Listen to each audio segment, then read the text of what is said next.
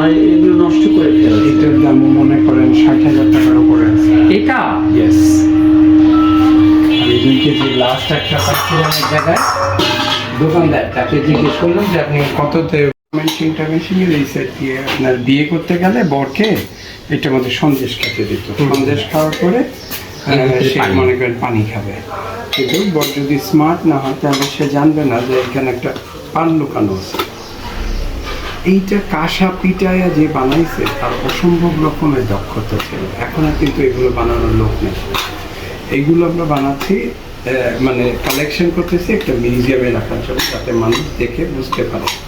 এটাকে এই পানটা না দেখতে পারলে বড় হচ্ছে বোকা। ও আচ্ছা। হ্যাঁ, একটু মজা করার জন্য, কিন্তু কাঁসা দিয়ে এইরকম জিনিস বানানোর কারিগর এখন আমাদের ওইটার দাম আছে 22,000 টাকা জোড়া। এই যে সাইজের যেটা আছে, ওর চাইতে ছোট হইলে পরেও 16, 17, 18 এরকম বলতে।